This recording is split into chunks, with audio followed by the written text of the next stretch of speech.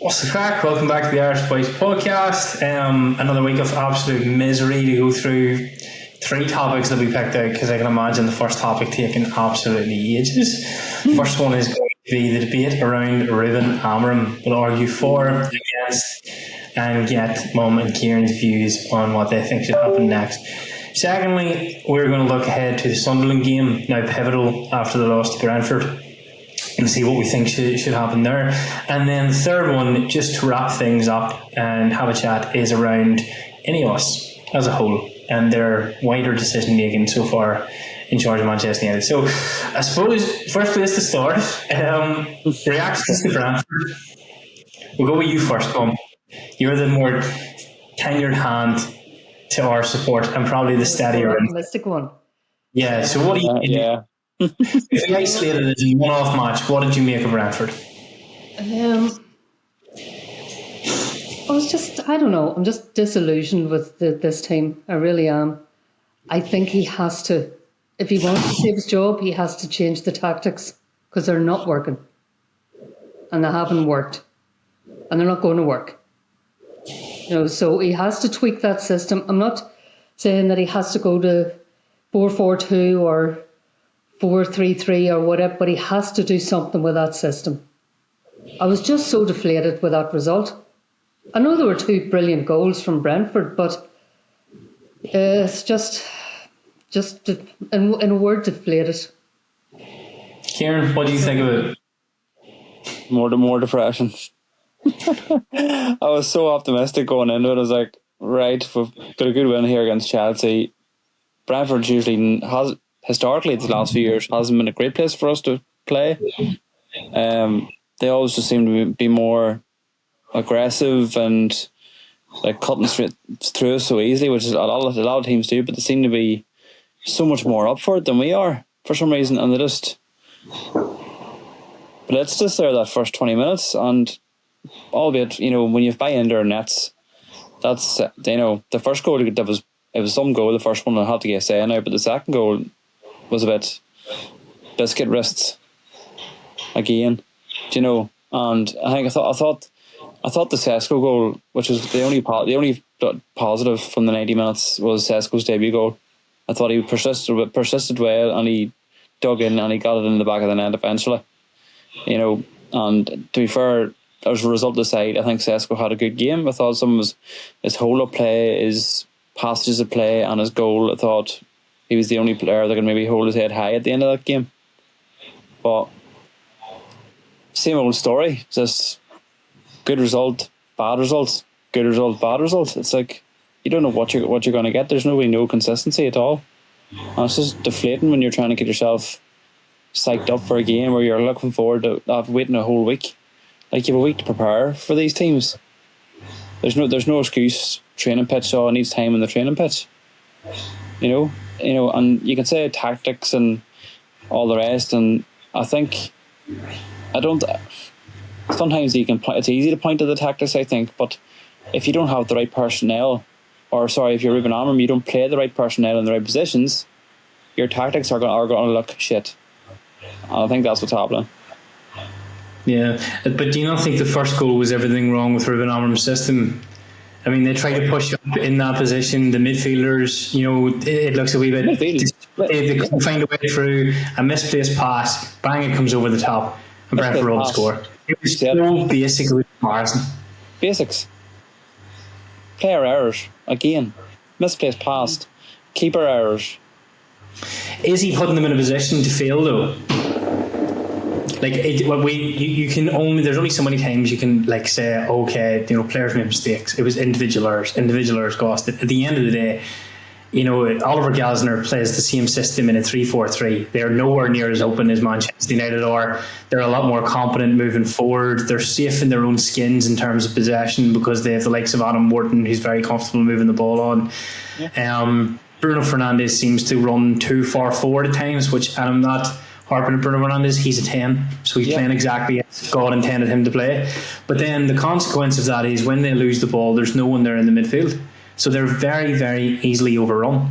And I don't think signing a Baleba or an Adam Morton is going to plug the gap with that midfield. I am honestly of the opinion now that They need to. They need to rip it up and start again. And it's just more of the same. I'm really sick of coming on week and identifying the same issue because it's glaringly obvious. The midfield is pure and utter disaster. Yeah. And Bruno Fernandes should be playing as the left hand, so there was no need for Cunha. And Benjamin Sesko could have been sacrificed to make adjustments in either the wing backs or the midfielders, because I'm with you here and I was so happy to see that boy get his first goal, but it was another weekend of like, what on earth are we doing here? Why can we not carve chances out for Sesko? Why did Brentford look like hammering us and we do not? Did anyone see when it was a 2-1? Did anyone believe we were going to equalise? I had no faith. I think you and I talked about this one. I looked at him and was like, I don't know where the goal is going to come from here. It could be a long, hopeful cross into the box that causes a bit of chaos. But if they're dependent on us to break them down, it's not going to come. No, I think after the yeah, I think the issue is that we are not we are creating chance. We're not putting the ball in the back of the net. Do you think we're creating? Yeah. I think we're making the wrong decisions at the wrong time. I think it's but we're not scoring enough goals. In football, but what constitutes a chance, Mum? Sorry? What constitutes a chance? A lot of people are guilty of looking at FootMob and turning around and going, did you see Manchester United's chances created and all? I didn't see one chance post the goal. Not one. Not one that I could have pointed to and went, God, that was a chance to score. But we need to move the ball quicker as well. Yeah, but you know what I mean? We're way too slow in the build-up. Way too slow. I don't think we create chances. I don't think we create chances for Sesko. I don't think we help each other. I don't think Manchester United are in any way better under Ruben Amorim than Eric Ten Hag. And I think the Brentford game kind of, because of where Brentford are, it highlighted all of that. Chances created, muck. Goals scored, muck. Defending, abysmal. Midfield, terrible. What has changed? Kieran, what do you think happens better in the Man? Not the words that are used or not what could be. What does Ruben Amorim's Man United do better than Eric Ten Hag's? More chaos. Can you or Mum find something to give us that hopium that you two always have? Like, what does this United team do better than Ten Hag's? I'm all out. Like, if you can remember back, I'm plucking at strings here. Like, but if you remember back to Ten Hag, you know, it was 90 minutes of slow, droll dross. Are the words I'm going to use. Now, it's the same. We've gone and spent money on our attack and left the issues of goalkeeper and midfield, which is will come to Ineos at the end. But I don't think the only thing I can see more positive, I think, when we are attacking, we look slightly more dangerous. That's the only thing I can see. The more chances and XG and all the rest of them compared to what we had under Ten Hag. Ten Hag football was slow, boring. You know, it was you knew sideways football, total Dutch football, which we were all getting fed up with at the end. Now, maybe win you a couple of cups, but it's not where this club should just be aspiring to be. And you know, you can see all I can say is back to the question is, what does Amorim do different? His tactics. I can see, like, take the Arsenal game as an example. The way in which that system was played against Arsenal, because they cracked. Yeah, I agree with that, but we wouldn't have seen that kind of display, dominant attack and tactical display from Ten Hag. But Eric Ten Hag also won an FA Cup, and that's good enough. So I agree with you, but I don't think it's good enough from Ruben Amorim. Like, I agree with you. The Arsenal game was with the point where I looked at it and went, "There's something there. There's definitely something there to build on." It's weak at the time. If I was playing devil's advocate, could an argument be made that he is going to have more goals expected than Eric Ten Hag, and it is going to look more dangerous up top because he was gifted a £225 million attack, which was desperately needed, and it's not the only thing that needs addressed. Without it, Kieran. Huh? And Ten Hag was more successful without it. You could argue that, yeah, of course you could. But I do think it's clutching at straws at times to try and find excuses for our Ruben.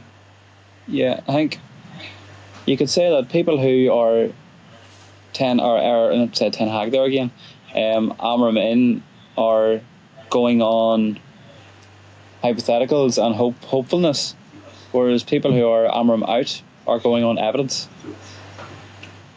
Yeah, I think I've come to the point where I'm Amorim out, and it's based on the Brentford game. I think the Brentford game it just highlighted to me how frail and disastrous this system is. I didn't see anything that I liked about Manchester United in that moment. And for me, right, you have to make compromises now to try and survive this season. Otherwise, the pressure will build to a point where you'll have to go. Like Mum said when we first started talking, I don't think that's going to happen. No, and like, anyone could see that, like, he quite and said in an interview there as well that the system is going to change.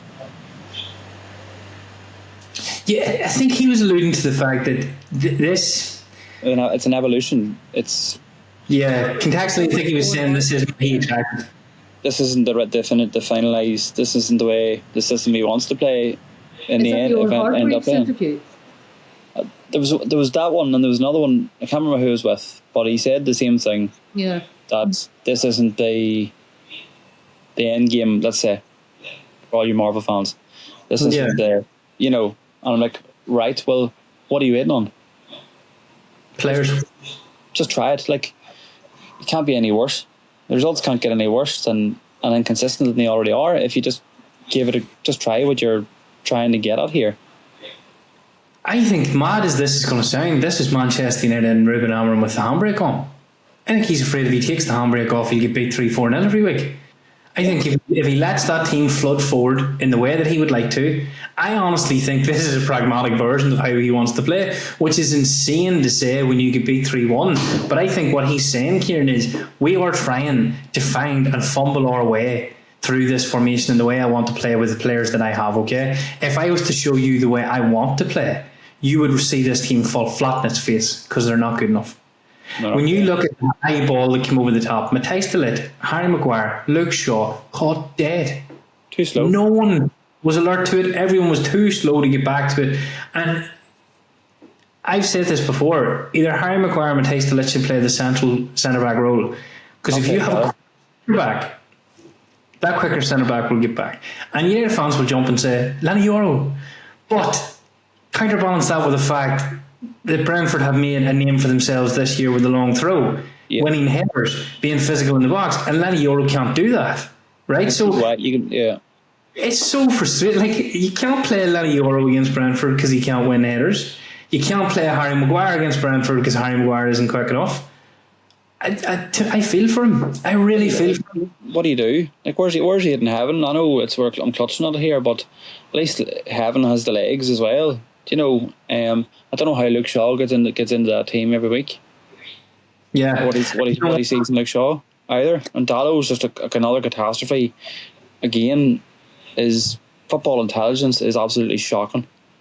Brutal. He gets the ball away again. He just twitches off all the time. All the time.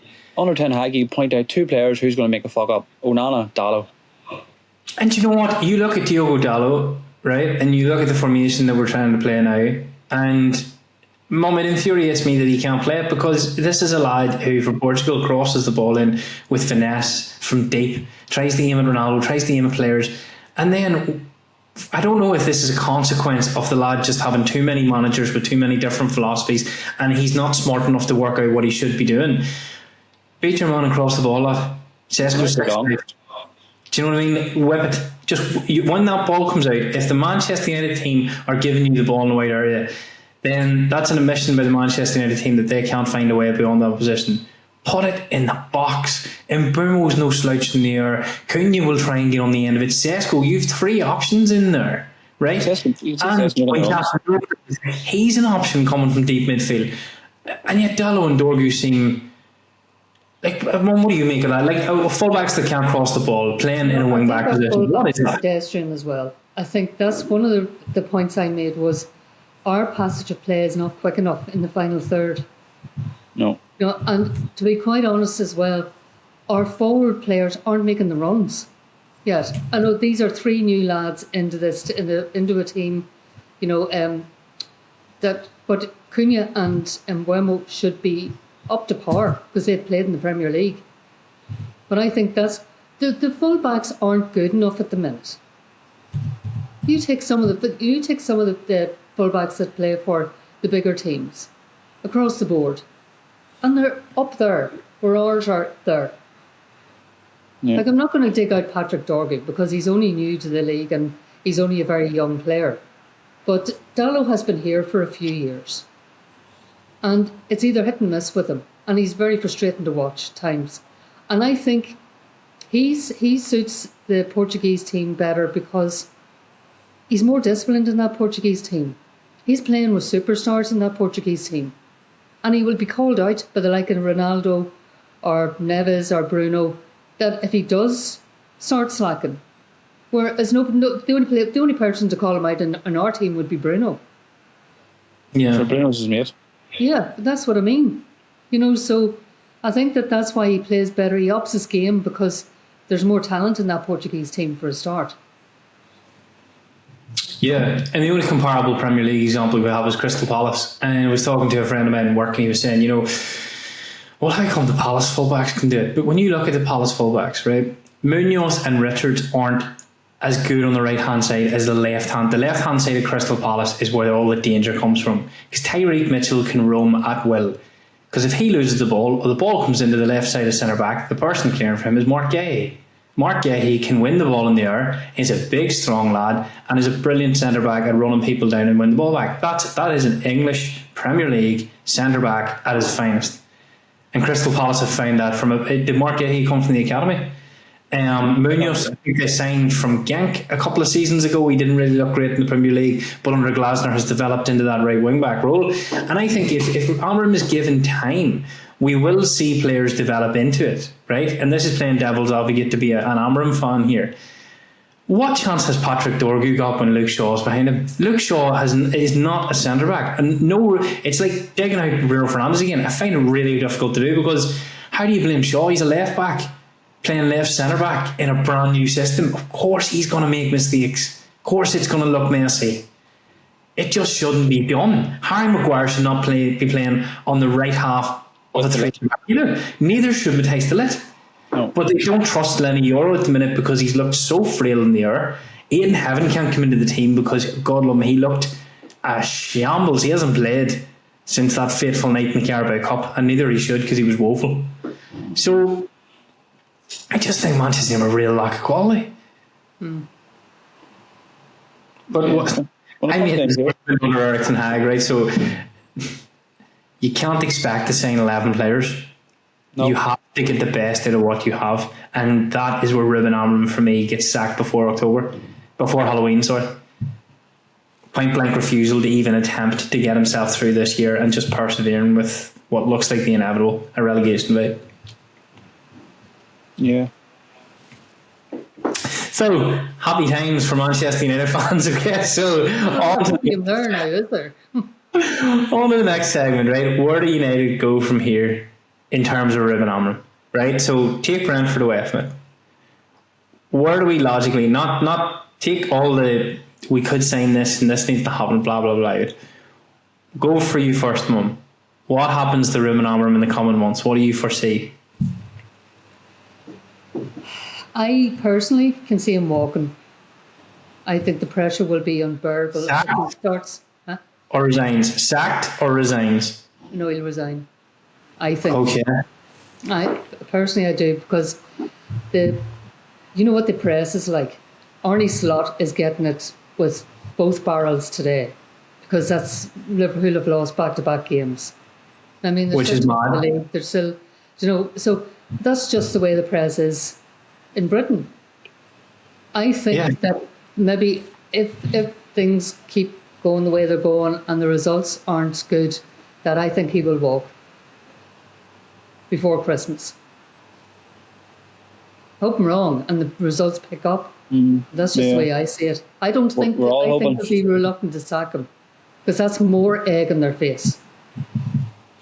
And that's a brilliant point, Mum. So contextually, 14th place in crisis, disaster zone Manchester United are 4 points behind the league's 4th position Tottenham, we're on 7 points and they're on 11 points. So the praise and the hail for Thomas Frank and his revolutionary Tottenham regime that has lasted, 7 games. We're 4 points behind them. The worst United team of all time. Yeah. So, we're like as bad, as inconsistent as the start of the season has been. We're not that far off it. No. Does the question change when you talk about Manchester United because we've no faith that we will get back there, though, Kieran? Is that what it is? It's not like... So we make the point, playing devil's advocate again, only 4 points behind fourth. There's in the 10 places between us and Tottenham, 4 points separate all those teams, right? Yeah. Is it because Manchester United are so poor in the manner of their play that the pressure is heaped on, or do you just think it's unfair? I don't think it's unfair because everyone can see the weaknesses and frailties that are happening, and it's happened from Ten Hag took over. Not Eric Ten Hag, beg your pardon, Amorim. We've been here before. It's just, the points record in the Premier League speaks for itself. It's relegation form, and it doesn't matter who you are coming in. At the end of the day, coming into Manchester United, you have to get points on the board. If you're putting the spotlight on yourself, playing Bruno in midfield out of position, playing square pegs round holes, and then changing, like, every week there's a comment about him changing the backline every game. You can predict every move that Amorim's going to make. Yeah. And if you compare it to a game of chess and Amorim's making the same moves every game, Premier League managers and teams are not stupid. Well, they've worked it out. They've worked easily. The predictability. That's exactly it, Kieran. And rigidness. A couple of days before the playoffs and go, look, this is the way to do it. This is the blueprint to beat Man United, but they're not going to change. No. Flood the midfield, put pressure on them. Dalot's going to make a mistake. Their keeper's shit. We're all right, lads. Many managers before that and said about that midfield. Many opposition managers that's the way to get through Man United. Yeah. But still, on the team sheet, week on week, a holding midfielder partnered by Bruno Fernandes. Yeah. So it never changes. He refuses. I think he has backed himself into a corner with his decision to sign those 3 players up top. He has to put Cunha, Mbeumo and Sesko into the team. He cannot now revert and go back on his original decision that he could convert Bruno Fernandes into the 6th that Manchester United needed. He will live and die on that decision. We've said it week on week on week on week, and it becomes more and more relevant the more it fucks up and fails. It's a real issue. Fernandes should be in Cunha's position, and if we can't find a position for Cunha, then Cunha needs to drop to the bench. And if we're going to say Cunha is better there, then Fernandes needs to drop to the bench. He won't do that. He can fit them in, no worry. I think we all spoke about it in the group chat. If he plays a 4-2-3-1, he can fit the signings in. We can. No problem. Cunha can play off the left, Mbeumo can play off the right, Sesko in the middle, Bruno in the hole in the 10, and the 2 midfielders. Again, he can. But he won't. No. But he should. And he should be slapped on the head by Jim and told to do it. I think he should it would take a bigger man now to stop just failing and just turn around and look at it and go, do you know what? The players that I want to keep know how I want to play, and I'm going to have to concede that in my tactical, masterful brain, I made a mistake there. It's not working in midfield. And just rotate Cunha and Bruno Fernandes in that left-sided 10 role, or give Sesko a break out of the team by putting Cunha up front and Mbeumo. And then, if he has to play the 2 holding midfielders in Casemiro and Ugarte, then do it. If he has to drop Kobe Mainoo in and just try and see if that works for you well, then just do it. Or what we would all love to happen is exactly what Kieran just said. Until he gets to January and he can revert back to the 3-4-3, play Kobe Mainoo in midfield with Casemiro. I don't think Ugarte deserves to start. Play Bruno Fernandes as the 10. Play Sesko as your forward. Cunha and Mbeumo as your wingers. And stick to fullbacks, not wing backs. Let Luke Shaw and Mazraoui defend. Let them stop crosses coming into the box. Let them be worried less about trying to get up that pitch and more about not letting the centre-backs and the goalkeepers feel the pressure of constant crosses into the box and chaos ensuing. Stop all that. Let Shaw be out in the space and let Cunha come and press the space to make it harder for teams to cross the ball. Same on the right-hand side with Mbeumo. I don't think that's rocket science. It may be very safe and very simple football, but I don't want to get beat by Brentford 3-1. I really don't. Too good for that. Too good a team for that. He's making a very good collection of players look very, very poor, and that's what's pissing me off most about him. Yeah, 100%. I agree. What do you think about Mum's theory that he walks by Halloween? No, by Christmas, I said. Oh, by Christmas? Yes. Do you think... Right. That changes the fact because if he's going to be sacked, I said this to you already during the week, it'll not be until after November 1st. So explain that, Kieran. So Ruben Amorim was appointed last November.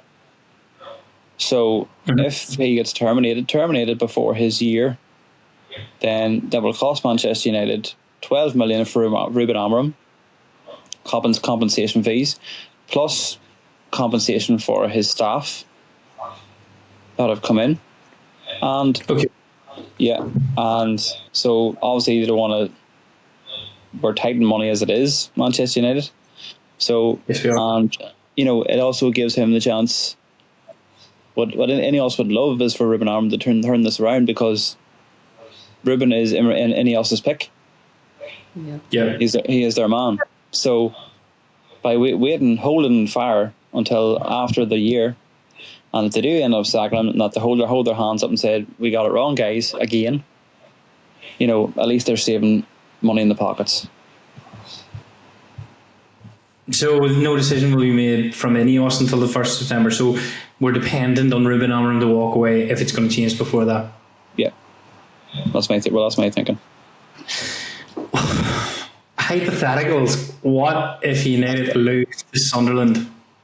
Oh, it'll be an absolute lynching. Yeah. Absolute lynching. They'll have to I can't imagine. And the media love it. Well, haven't they? Yeah, Sunderland are doing well. Yeah. Sunderland are everything you get to play against. They're direct. They put you under pressure. They're physical. Very reminiscent to Brentford. Although Brentford are a better football team and have more facets about their play. But Sunderland are no slouches.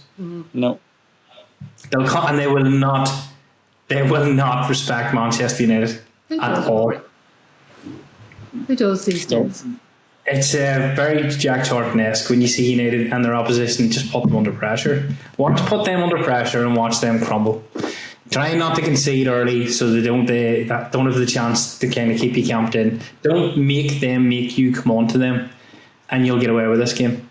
The only way for Manchester United to have a good game, score early, make the opposition come out onto us, because when they start pressurising us or we start having to chase the goal, it's disaster. No, it's if United. I agree with you there, Rory, and it's a very good point as well. It's you can say about tactics and formations. I think it's confidence as well, but it's also mentality. Yeah. I think in a big thing, and not enough players in that squad have the right mentality to play for Manchester United and can't handle the pressure.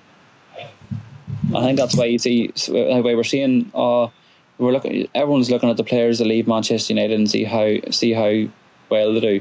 Now, Scott McTominay is a brilliant example. Yeah. Right? And I gave him horrendous abuse when he was a United player. Everybody did, Rory. I love the McSauce guy. He's brilliant.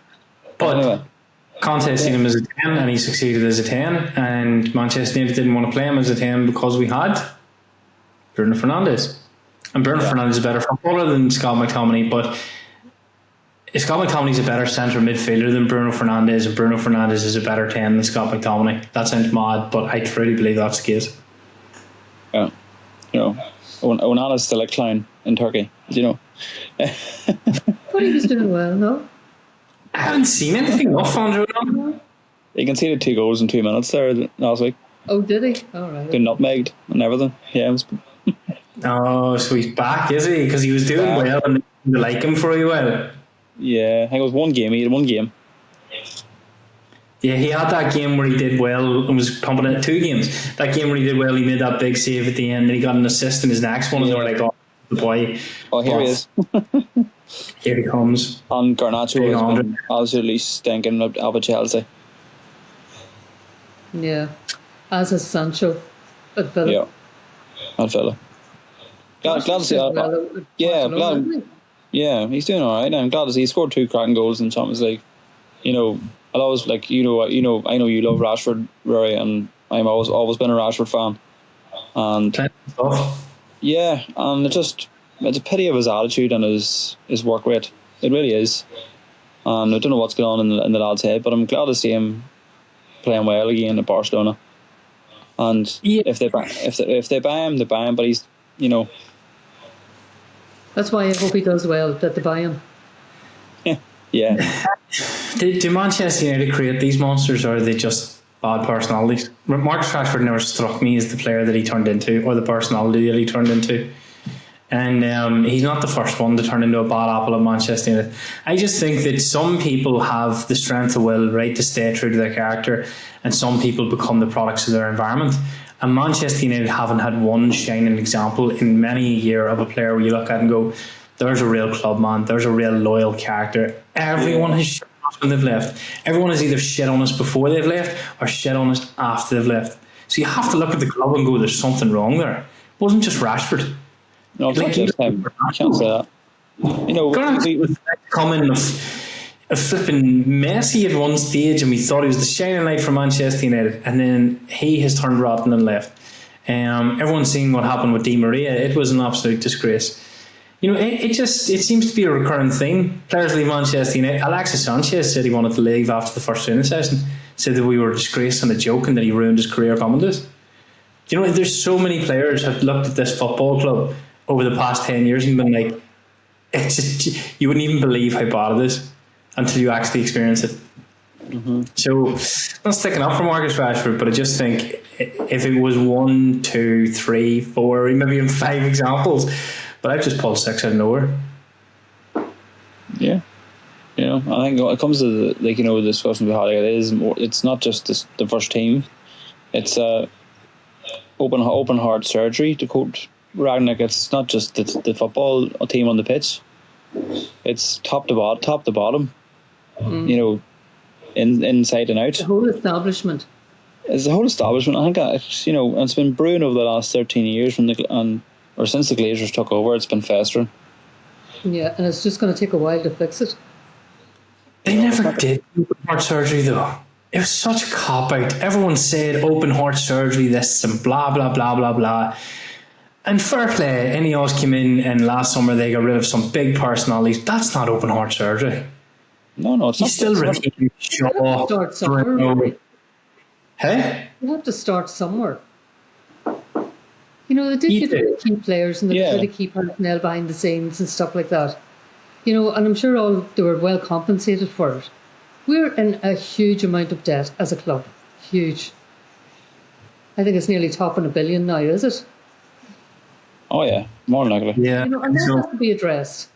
You can't come in and just wave some magic wand and say, all right, I want him, and him. Because with financial fair play and the way that our finances are in, it's just impossible to do.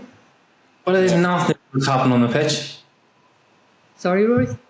It has nothing to do with what's happening on the pitch. It's like, this is the recurring Manchester United logic, okay? Hire a new manager, we're saved. Okay? This is what's going to take us forward. Believe in the new manager for a period of 3-4 months, okay? It all goes to shit because the new manager isn't good enough. Player signings aren't good enough. Back in the Manchester United logic, are we going to blame the players and the manager? Nah, it's the Glazers' fault. How is it the Glazers' fault? I never wanted a new program and got it. Right? Any Austin Glazers can't be blamed on. I tell you, who's to blame for the umpteenth time? The manager. There was no need for Cunha and Sesko. Not now. They're brilliant signings, brilliant players, I'm really happy to have them in a Man United shirt. Love the fucking work ethic of Cunha. Love the potential of Benjamin Sesko.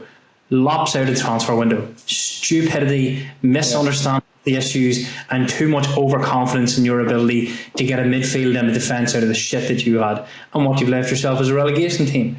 So to that, Amorim has to look in the mirror and either change things or just get the fuck out.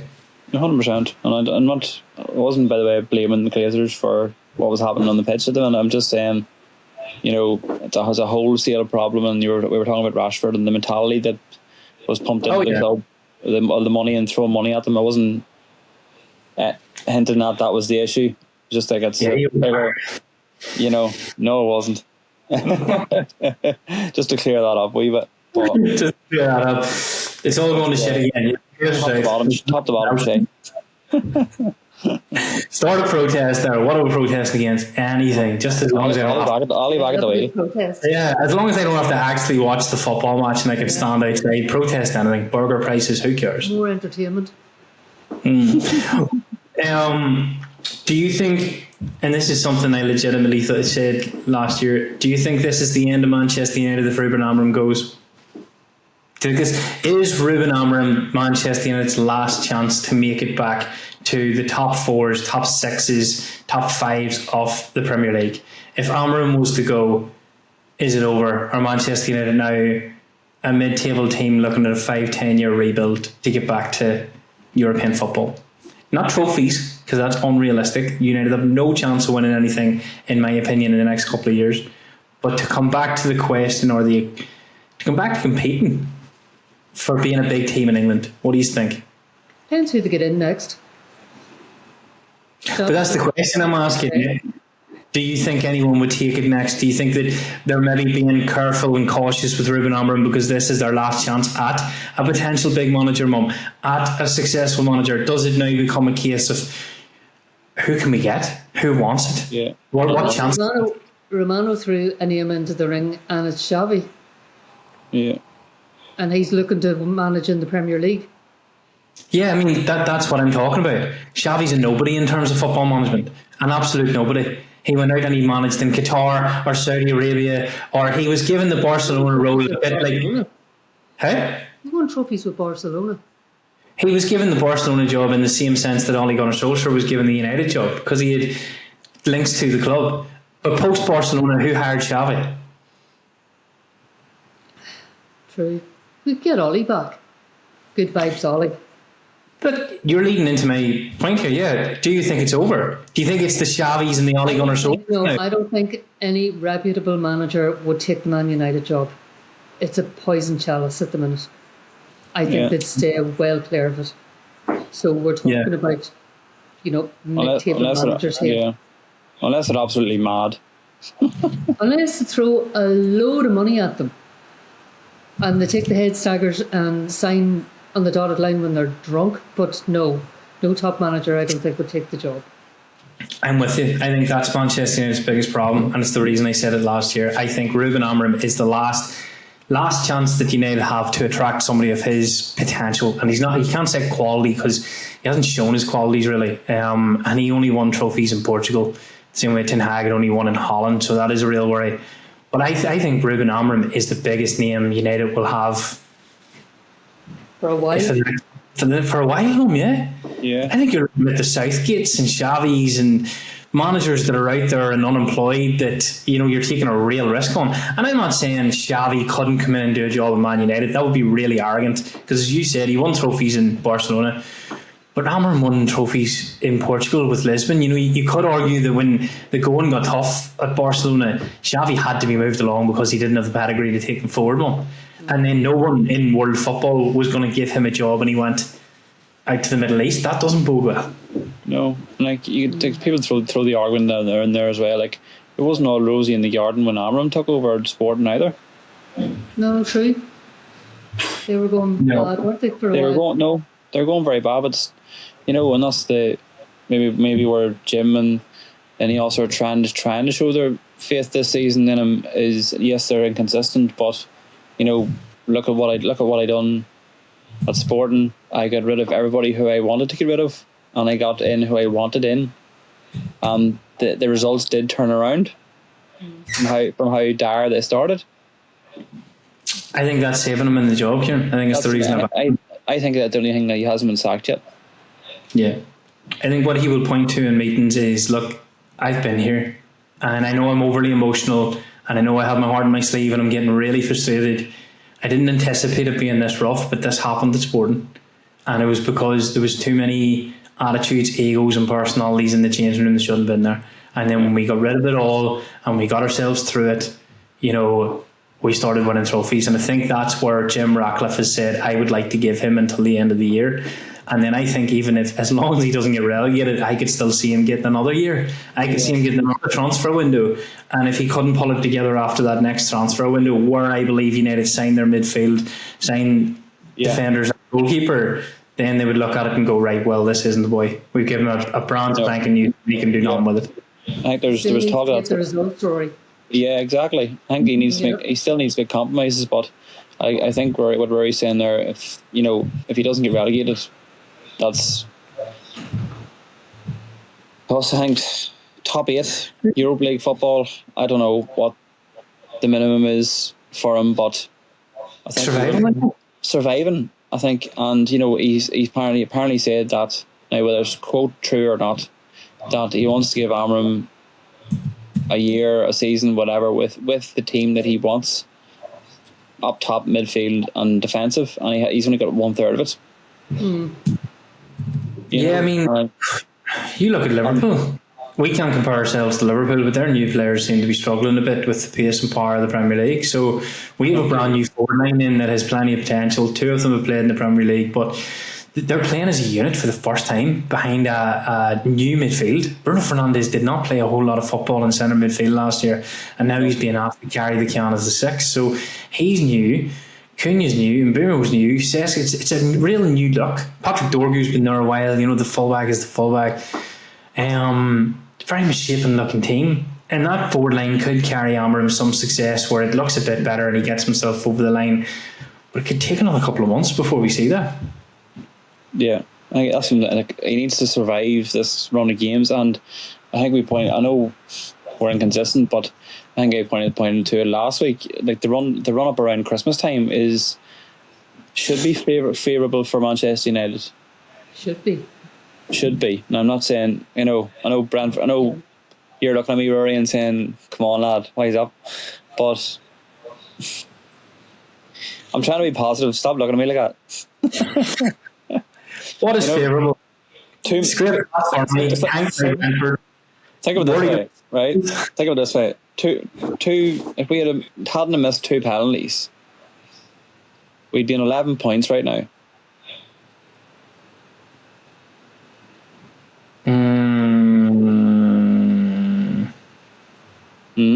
Who's playing better football, Tottenham or United? Toss a coin. Depends. You can point to. I was going to say that's a coin toss. That's not a fair one. You can point to different games in the season so far. How many games has Thomas Frank lost? Doesn't matter. Let's throw it all out the window to suit our narrative. It doesn't matter. Tottenham and United are a coin toss from no guys. Tottenham are much better. Much better. They're not much better. They're not much better. Then United have been playing. They're not much better. Tottenham are much better in the games played this season, right, than Manchester United have been.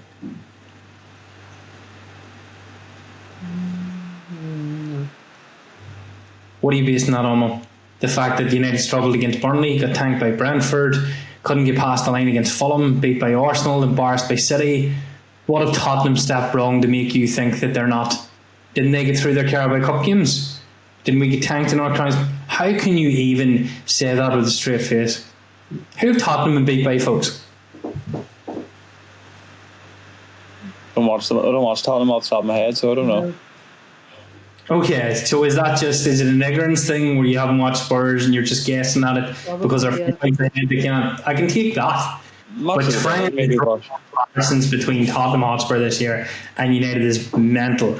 Spurs 3-0 against Burnley, then beat City 2-0, then were beat 1-0 by Bournemouth, then beat West Ham 3-0, then beat Villarreal 1-0, then drew with Brighton 2 each, then slapped Doncaster 3-0, and then they've drawn their last 2 games, one of which is a Champions League game. United and Spurs are a coin toss. Well, maybe we got that one wrong. Massively. Silly talk. Silly talk. Just don't want to admit it, because Silly talk. Spurs have done brilliantly this year, I think. We can cut this segment out, but God, guys, you need to watch Match Today more. Spurs have been brilliant. Really, you look so energetic under Thomas Frank. Like, really, like, I hate the word fit, but they look really, they're all over the place with runs and effort. And yeah. I wish fucking United players would just wake up and put a shift in like those guys are. Decent midfield. But anyway, we digressed. Right, so let's look ahead to the Sunderland game. I think United, I'm just going to go first this week. I think United could beat 2-1. They'll definitely score. They'll come out, there'll be gusto, there'll be effort. I don't think United aren't trying for Ruben Amorim. I think that narrative that TalkSport have created is nonsense. I think United are trying, they're just failing. I think they're trying, and seeing players are making mistakes, and then they concede and the heads drop. Yeah, it's individual errors at the minute, like, isn't it? And they can't, there's hope no. to God that Lemons gets. Is it Lemons? Anyway, he gets picked for Saturday. And Bayinder's dropped. Well, do you think he's kind of been kept his debut for Sunderland, or will he stick with Bayender? Well, that was my prediction. That he would be his debut, against Sunderland. But he's a new young keeper as well. Like, and yeah, like you're not going to throw him into the Manchester derby. Very impressive in training. Why would Lamont start? Sorry? Why would he start? Bayinder hasn't been exactly pulling up trees, or Lamont has never played in the Premier League one. No, I know that. But that's what I'm saying. Apparently he's been very impressive in training. Why buy him then if you don't play him? Exactly. Why? Buy up because we're out of it. They bought him as the future goalkeeper of Manchester United when they got rid of Onana and Bayender, and they fucked it up the last bit of the transfer window because they couldn't get Emi Martinez in. Get it into everyone's head listening to this podcast. Lamont was not signed to play Nets for United case. He wasn't. He was signed as a potential future goalkeeper to learn from a better goalkeeper like Emi Martinez to step in so that we wouldn't go through this nonsense that we constantly go through having to fish for a number one goalkeeper. We tried to sign a number one goalkeeper and a grow your own goalkeeper, and it was a really good plan. Then it fell flat in its face. Lamons was not signed to play as number one for Manchester United. So he will not come in the Sunderland game. There's no way we come off the back of a 3-1 defeat and he experiments with a goalkeeper that came from fucking Antwerp. It makes no sense. It's not happening. I disagree with you. I think this is the right game to stick him in. Do you know what? I'll put my neck on the line and say, sorry, you can disagree with me, but you'll be wrong. I'll put my neck on the line and say that we sit here next week and Lamons did not play in the game against Sunderland, because in a pragmatic sense, that's nonsense. You could be right. It's only because I think what Jacqueline's saying is that Bayender has been so dire. Yeah. And he doesn't look like he can hold on to a ball. Yeah. And like Bayender caused the defeat against Brentford, Manchester United did. Okay, I know that. I can say that, but you can point at goals conceded, and a good few of them can be pointed to Bayender's fault. Not just himself. Because it's I put the people that you try and cover as issues. Delit, crap. Maguire, poor game. Bruno Fernandes, non-existent, absolutely. But we'll defend it because United fans love him. Mamadou Ugarte, completely and utterly poor. Patrick Dorgu never should have been signed. Not fit for the Premier League. Completely useless. Don't know what he offers. Sesko scored the goal. Did nothing else with it. Cunha and Bumo tried their best as individuals, didn't play as team players the entire game, and Diogo Dalot I'm not even going to cover. So Bayender has been really poor, I agree. Yes, that's what I'm saying. You're doing that thing again that you do where if you change the goalkeeper it could have been a different result. No. Listen to me. What I said was it's what comes before the keeper has to make a save is causing the problems. It's not Bayender's fault. He's brutal. So what would protect Lamons? Why should Lamons play against Sunderland? See what he's like. I delve into and what if he's put in And he completely tanks, guys. Now, I can understand where you're coming from. The logic is that Sunderland should be a lesser team, so therefore it's a nice game to start, right? What if he fails against that lesser team? How does he ever get himself up for an Arsenal, at Chelsea, if he can't do it against Sunderland? The logic there to me is a bit skewed. Like, playing Lamb, nothing on the game. FA Cup. Yeah, maybe the FA Cup, but the logic is there. Like, you weren't going to throw him in the Manchester derby or Brentford away for the what you're saying, where he crashes confidence. The only thing I'm saying is I'm not saying it's only Bayinder's fault, but he has been shocking in some of the goals conceded. We're playing at home. No, it doesn't help. We'll go with that, right? So we're playing at Old Trafford at home, where we should have the fans, the crowd behind us, against Sunderland, who should be a lesser team. We're expected to win, no matter how shit we've been. We're expected to beat Brentford. Yeah, well, United are not expected to beat Sunderland. They're not. United are expected to draw or lose against Sunderland now. And that is not me just being pessimistic or negative. It's the truth, guys. People are expecting us to get beat by Sunderland. Yeah. I don't want to see our rookie goalkeeper go in now. I want to see Bayender. What is it? Right, we have a backline that cannot get it together this season, okay? And we're saying that we want to experiment by putting a new goalkeeper in with a backline that can't concede, can't stop conceding against Brentford, can't keep Burnley out, and we want to put a new goalie in the mix. You want Lamans to play when you've strung 3 or 4 wins together, when you've got through a few games, guys, when you are more settled. You don't put that lad in when you're in complete disarray and chaos, because he will feed off it. And if we sink this boy's confidence and he gets blamed for mistakes against Sunderland, and it's just more of Onana and Bayender and all the rest, it's not good for him. So look, we're all entitled to our opinion. I know, I just don't get that. I wouldn't have Lamans near the Sunderland game. I'd rather Lamans play in the Liverpool game, because it's a shot for nothing. Nobody expects anything out of that. Probably going to get tanked even if we took 2 goalkeepers in that. But against Sunderland, just don't give the press a reason to turn around and go, Amorim messed up again. United probably would have won if he didn't experiment with Lamans. I don't think they would, Rory. If we're going to get beat by Sunderland, let Bayonder take the continued hate, because he's there already. I agree with you and everything you're saying about Bayonder, but I've never seen Lamans play. And you're just stepping off into the unknown, putting a new goalie in a game where United need to win. Like, United, this is a 6-point game, 8th game of the season. Can United actually beat Sunderland? Can they change the tide? Yeah. I have no confidence we will. No. I don't think any Man United fan has at the minute. I think at the back we are just so deflated that there's no hope at all. Even the most hopium of people. I'll take a draw. Just dreading games coming up. Just don't get beat. Just don't get beat. Just don't get beat. Actually. It's depressing, because I really want to win it, but I just think Manchester United will overthink it at the weekend. I think there's too much pressure on. We're not a team that thrives under pressure. We've very weak personalities and very weak characters, and I think the occasion might get to us and we might lose this one, guys.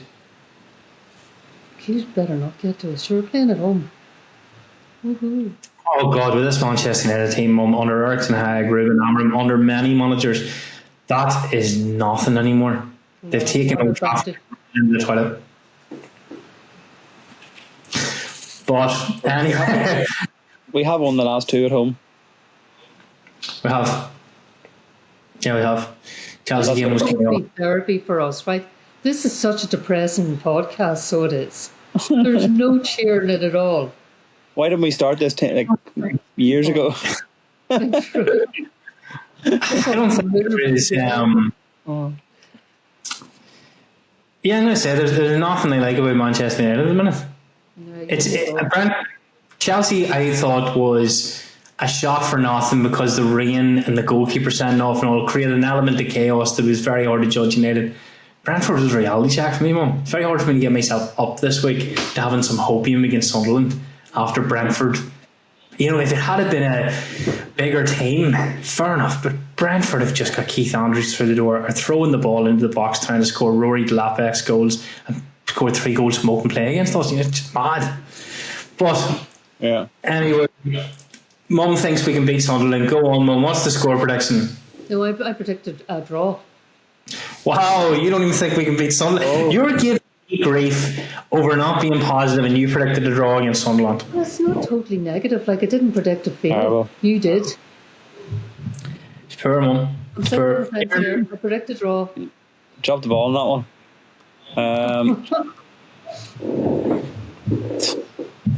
I think we get beat 1-0. Can't score. Nope, can't score. Sunderland get a goal and park the bus, and we can't break them down. Yeah. It'll be interesting to see. Well, on that very somber note, we will try to be more optimistic and full of hopium next week in what is hopefully a better week for Manchester United as a whole. So, thank you for listening to us. Check us out on the socials, where Mum does a good job on Instagram and Kieran does a good job on Twitter. And hopefully we'll see you next week. Bye, Bye, everyone. Right. Jesus, I'm so depressed now. Yeah.